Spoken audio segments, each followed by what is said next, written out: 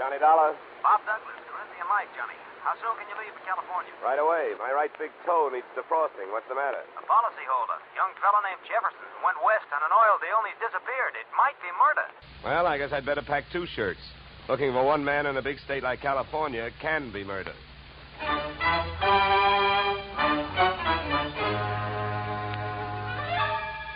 Edmund O'Brien in the transcribed adventure of the man with the action-packed expense account. America's fabulous freelance insurance investigator. Yours truly, Johnny Dollar.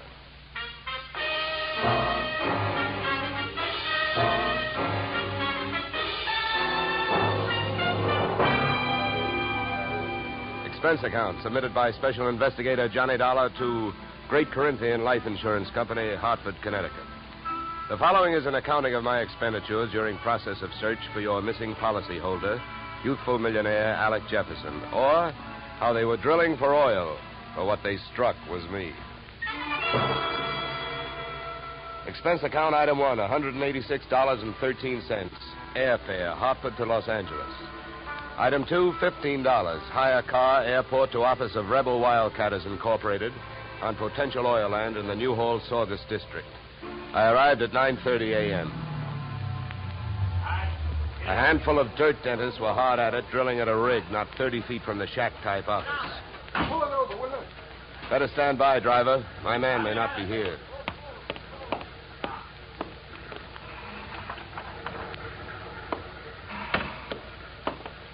Morning. Can you tell me where I'll find Mr. Flaherty? You're talking to him. I'm Mars Flaherty. What can I do for you? My name is Johnny Dollar, Mr. Flaherty. Yeah? I've been sent out here by the Corinthian Life Insurance Company to see if I can get a track on your partner, Alec Jefferson. I see. Well, it's their money you're spending, Dollar, so I don't care much if you waste it. But if you don't mind my saying so, I do think you're going to be wasting your time. Well, I get paid by the day. Then I guess you don't mind wasting time. Oh, look, don't get the idea I'm just naturally pessimistic. I'm not. It's just that I've already done a lot of looking for young Jefferson, and when that bird flew the coop, he didn't leave a feather you could trace him by. Well, do you have any objection to giving me a few details? No. Sit down. Not at all. Thank you.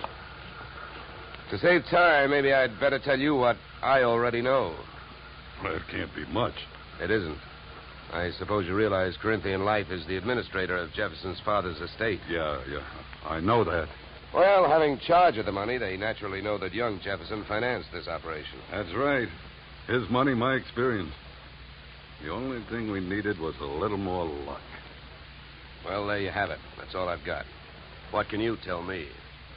That whatever young Alexander got, he was asking for. For a guy built like a cream puff, he got mighty strong around here. Around an oil field, that isn't healthy even for a big guy.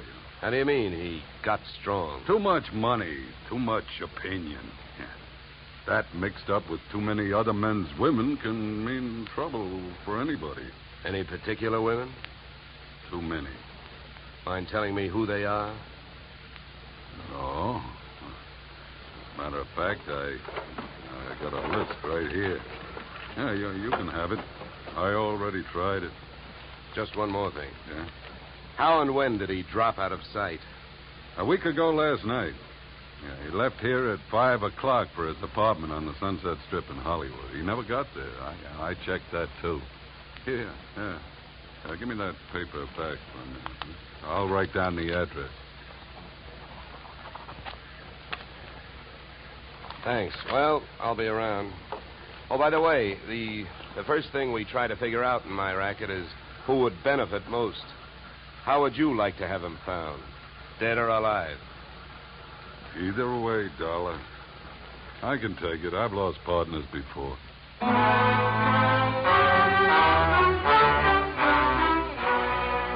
spent the next 20 minutes on a long shot, thinking I could pick up some information from the drillers. But it was a long shot that missed. Those guys wouldn't have told me it was a nice day. The outdoor life having got me nowhere, I decided to give the indoor type a try. First stop, Jefferson's apartment on the Sunset Strip. The lock was foolproof, but I wasn't fooling.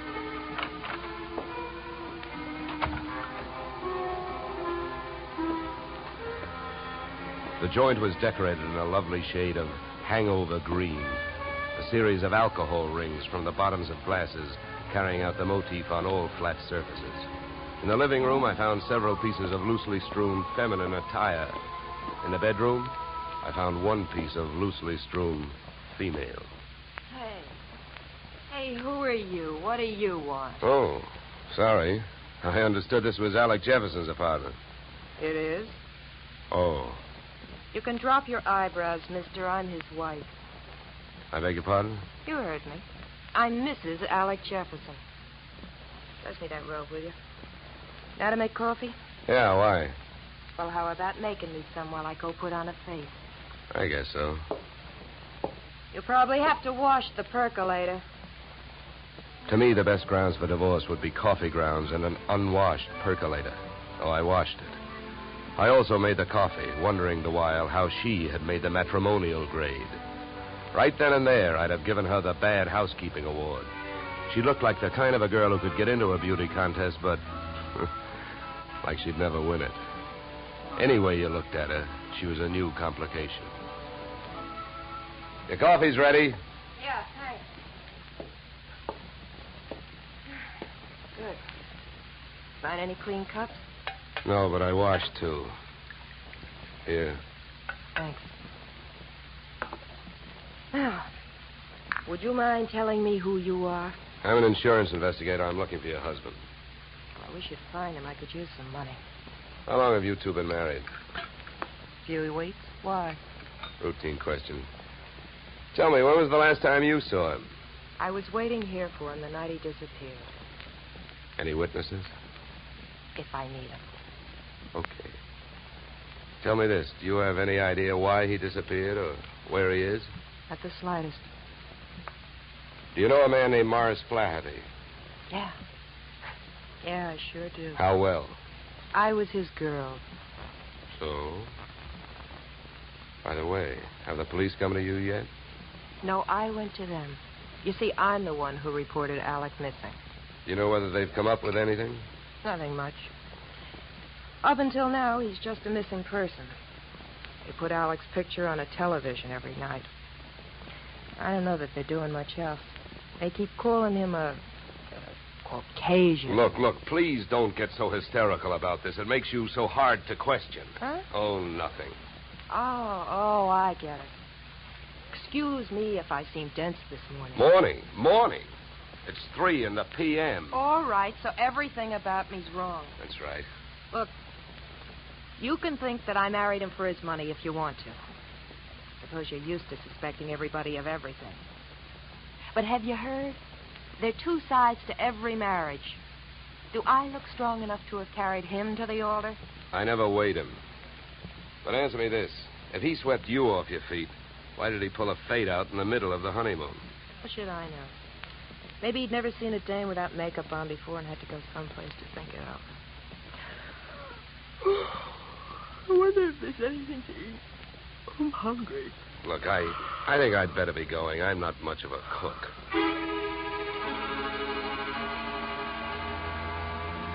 When you're working on a case, your nerve ends are easily disturbed.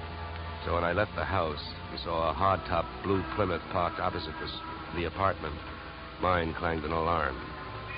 In the car sat an equally hard-topped man reading holes in a newspaper. I gave him the slow walk-away and quick turn treatment, and I caught him with his newspaper down. Then I had to go into my act. Why, George, you old son of a gun. Huh? Oh, my gosh, it's good to see you. What are you talking about? My name ain't George. What? Well, I'll be. What you know is I came out of the house, I got half a look at you, and as I started to walk away, the face registered. Why, mister, you're a dead ringer for an old school pal of mine, George Pfeiffer. Now, how do you like that? Look, come here. Let me take a closer look. Come here. All right, look out. Sleep tight. Okay, Sleeping Beauty, over you go. I'll drive. I turned the car up into the Hollywood Hills, found an empty house with a for sale sign out front and a garage out back, and drove in. His wallet was bulging with everything but money and information. An ID card gave his name as Philip Wilkins, his occupation as private detective. The next fact I came up with was that Mr. Wilkins was a light sleeper. He came to to find me still fishing through his wallet. Hey, give me that. Okay, hold it, mister. Take it easy. Here, you can have your wallet back. Now, keep calm, and everything's going to be all right. If you don't, I'll have to give your whiskers another dusting. Oh, look, what's a big idea? What'd you slug me for? You know why, Mr. Wilkins. Because you had a plant on me, and I figured if you were that curious about me, I wanted to know more about you. You're nuts. I wasn't watching you. I was watching that house you come out of. There's a dame in there that I'm getting paid to tail. I can't afford to be convinced of that. Who hired you? I'm not telling. You or anybody else, Mr. Dollar. Oh, word travels fast. First you tell me you're not watching me, then you also tell me you know who I am. So what? Is that illegal? You went to see the dame that I'm watching. I was told you'd probably be around, and you was. You'll be in my report. If you're healthy enough to make it. What were you really doing with that stakeout? Were you watching the apartment, waiting for somebody to show up? Do you really have a tail on Mrs. Jefferson? Or did you follow me in from the oil fields? Why should I follow you? Maybe you and I got the same approach to this case. You found him yet? No, but it's still early. Who else is interested in finding Jefferson? Well, I hear he's quite a playboy. Maybe one of his playmates wants him served with breach of promise papers. Oh, come on, Donald, let's face it. I can't tell you who I'm working for. You know that. It ain't ethical. It's not ethical to let yourself get picked up as easily as I picked you up either. But let it go. I don't suppose by any chance you know a man named Mars Flaherty. Know him? I'd like to see one of his derricks fall on him. Why so? What did he do to you? A couple of days ago, I went out there to try and sell him some information. He had 3 of his men beat me up and throw me off the oil field. Yeah? What's with that look? Don't you believe me? Who knows? You might be telling me you hate Mars Flaherty to keep me from thinking you're working for him. I think you better get out of this car and let me drive away, Dollar. You're in a lot of trouble. I don't think so. Oh, you don't think so? I can have you pulled in for kidnapping. If that's what you have in mind, then first you'd better get a few witnesses for yourself. Now, come on. Suppose you calm down for a minute. If you really hate that guy, well, maybe we can make a deal. If it's against him, I'll deal with him. How much do you know about Flaherty? My bookie's marked lousy from way back. He's promoted about 50 wells, and none of them ever happened. He's wild to hit oil. It's my guess that he's got a hunch that this is the big one. That's why I think his partner disappeared. Yeah, what difference would that make? Even if his partner turned up dead, Flaherty would still have to split any profits with young Jefferson's estate. Maybe not. I know they had a queer deal. Well, who'd know about that deal besides Flaherty and Jefferson? I don't know. But I do know one way of finding out what it is. How's that? Flaherty keeps all his papers in the safe in his office. I've even got the combination. I'll give it to you. You keep it. Wilkins, I still don't know who you're trying to get even with, Flaherty or me. So what I'm going to do is give you half a break. Then I'll only be taking half a chance. Yeah, then why don't you want the combination to the safe? I don't need it. You're going to open that safe. Because you're going out there with me. Tonight.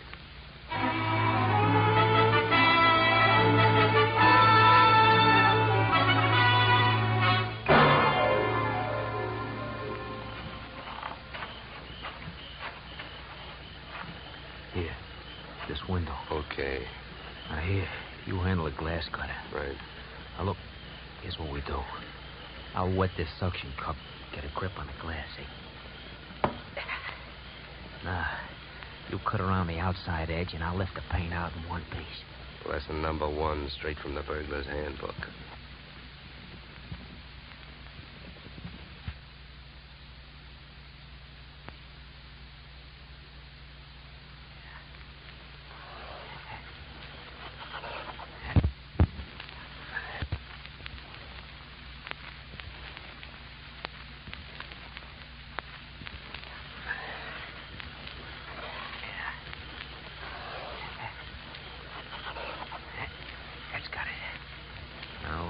There's a little tap with the knuckle. That's it. Okay.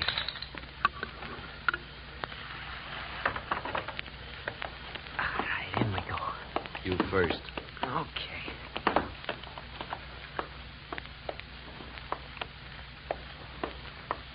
safe is over here. Get your fingers over that flashlight.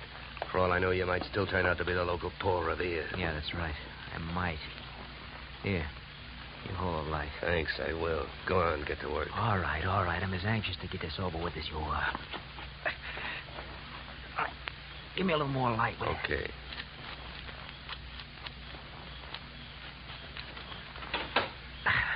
There you are. All right, go to it. You go to it. You reach in. And if your hand comes up with anything heavier than papers, I'll cream your skull. Will you stop your worrying? Here. Nothing here. Nothing. No.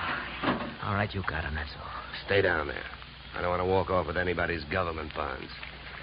Here. I got all I want. You put these back. All right. Now, close it up.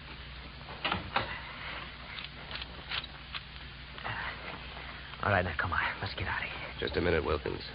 I gotta have a good look at these papers. You can look at them later. Come on, let's go. Look, this I'll give you for free. And it's the difference between being a $4 a day private detective and a $10 one. What you've got printed in your memory, nobody can take away from you. So hold your horses while I take a look at this partnership agreement. All right. But hurry up, will you? I got a couple of watchmen around here. Yeah, here it is.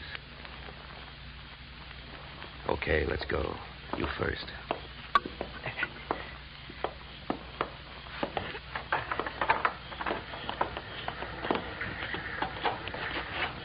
Okay, back to the car. Make it fast and easy.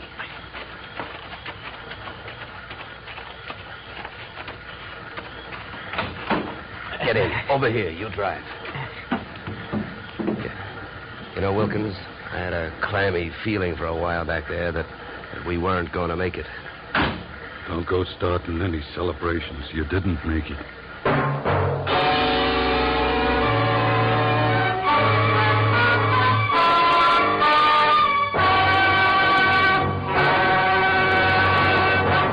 In just a moment, we will return to the second act of yours truly, Johnny Dollar. But first, and youngly Johnny Dollar to Bing, Gary Cooper, and Young Gary this Wednesday.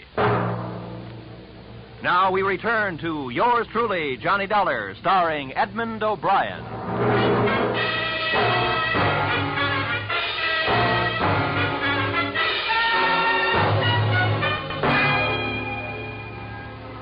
There I was, wearing a gun muzzle for a back collar button. My left leg picked up the nervous vibrations of my front seatmate, Philip Wilkins.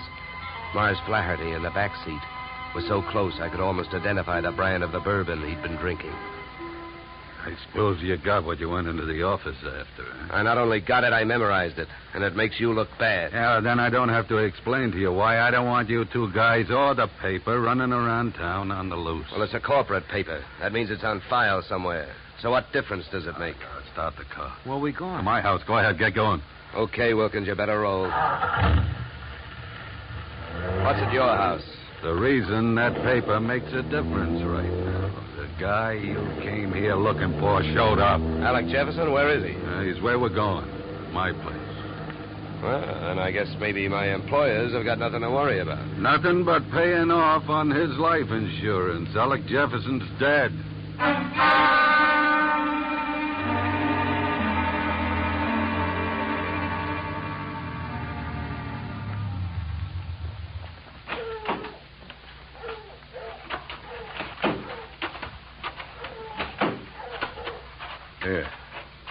Here, Dollar, here's the key. To open the door. Stand next to him, Wilkins. Close.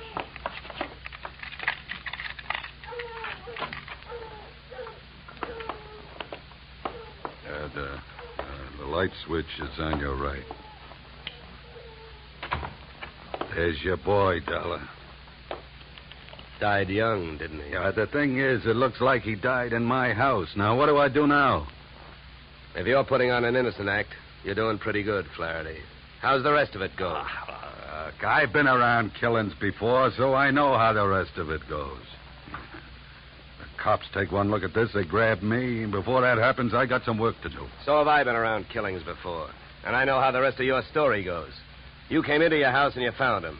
Somebody hit Jefferson over the head with that piece of firewood to get rid of him and make you look guilty. You're being framed. Huh? The next chapter reads you've got 8 witnesses to prove you were at a church social at the probable time of death. That's the way I wish it read, but I haven't got any witnesses. I've been on the loose out in the hills ever since I saw you this morning. Oh, yeah? What are you, a nature lover? An oil man. In my racket, you never stop sniffing. When I came back and found him here, I headed it for the office. I wanted that paper you got out of the way for the time being. Would that gun of yours object if I looked the body over? Help yourself. Thank you. Any idea how long he's been dead, Dollar? Oh, hard to tell. Feels like quite a while. Could have happened before I met you. What do you mean by that? Nothing. Hey, Flaherty. Huh? You ever see this before? Well, what is it? An earring? No, let me see that. Here, hands off. Don't touch it. That's another $4 detective move. You don't touch evidence. You draw a mental picture of it. What are you trying to do? Involve yourself or uninvolve a client? How about it, Flaherty? Do you have any idea who that earring belongs to? Maybe one of the dames on that list you gave me, huh?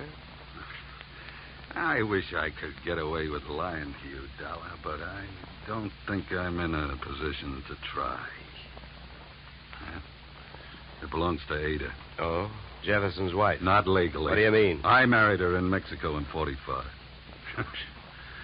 She must have liked the scenery. She took Jefferson down there and went through a ceremony with him 2 weeks ago. Without divorcing you? That's right. You guys really turned out to be partners. Now, how about that earring? How do you know it belongs to Ada? Well, it's one of a set I bought for her about 6 months ago. Well, I might as well tell you. They'd find out anyway. Uh-huh. Well, I don't suppose you're in the mood to let me do what I want to do. What's that? Call the police. No, not yet. Well, I'll tell you one thing. With this piece of evidence that just turned up, you're wasting your time holding on to us. What you should be doing is getting to Ada before she flies the coop. That would really fix you up. Sure would. I don't want to see her get loose any more than you do. Then I guess we better go pay Ada a visit.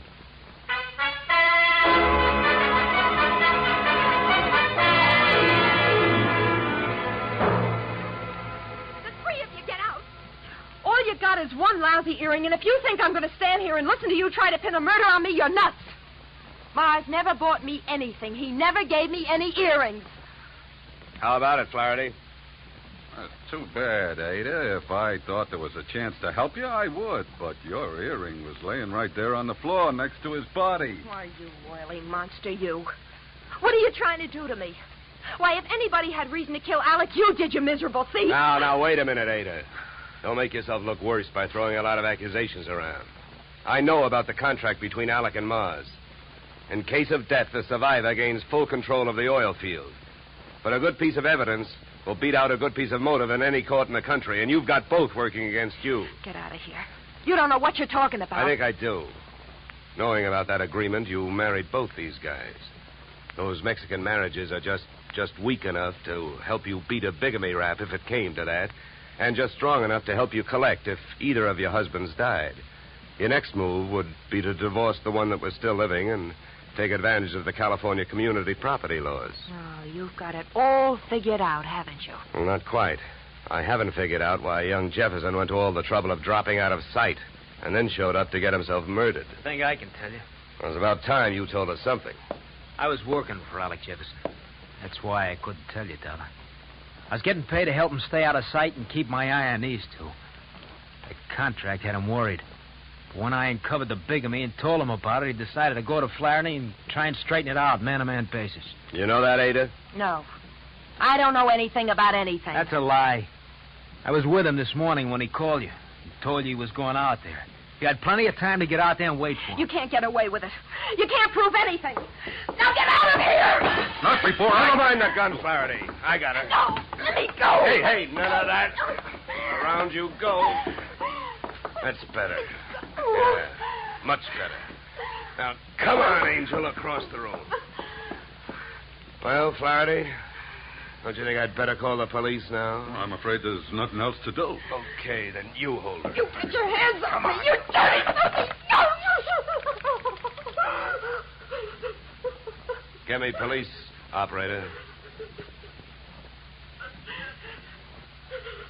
My name is Dollar. I'm calling from apartment 3C, Horizon View Apartments, Sunset Strip. I've got a murderer here for you. It's out in Newhall, but that can wait. Well, dead bodies usually do, but you never can tell about a killer. Well, that's it. You got a good tight hold on her, Flaherty? Yeah, I can handle it. Good. Then handle this. Are you nuts? What'd you do that for? I wanted to keep him on ice till the police get here. Mars Flaherty is our boy. What? Come here, Ada. What is it? Wilkins, take a look at her ears. What? I don't see nothing wrong with them. Well, that's just it. That earring we found near the body, it was made for a pierced ear. Ada's aren't. She never could have worn it.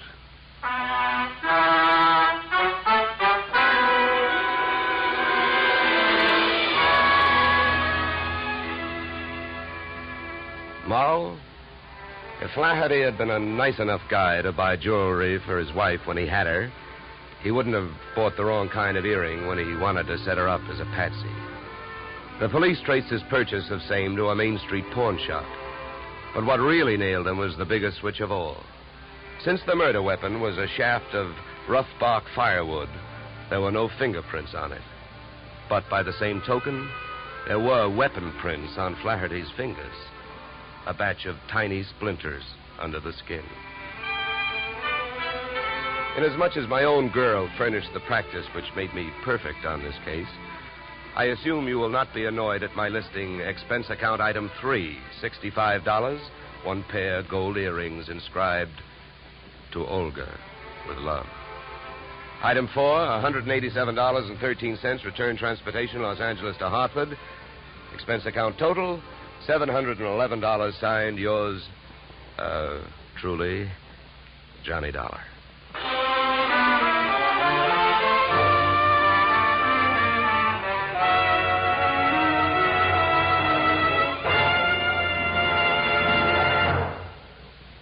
Yours truly, Johnny Dollar, stars Edmund O'Brien in the title role and is written by Paul Dudley and Gil Dowd, with music composed and conducted by Leith Stevens.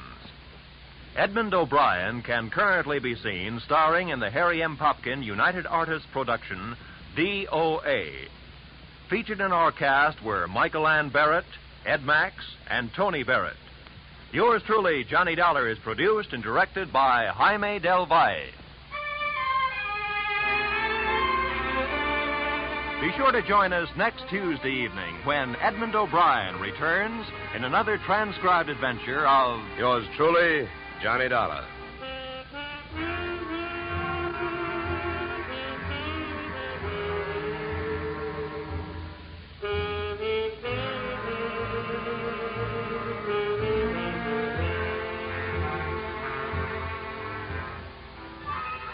Blizzards in the western states, floods in Texas, hurricanes in Florida, tornadoes in Louisiana. Wherever disaster strikes, the American Red Cross stands ready to lend assistance. The Red Cross helps victims not only at the terrifying moment when disaster strikes, but also in rehabilitation. This is just one of the many nationwide activities of the Red Cross. Give generously to its latest drive. Now stay tuned for the adventures of Philip Marlowe, which follows immediately on most of these stations.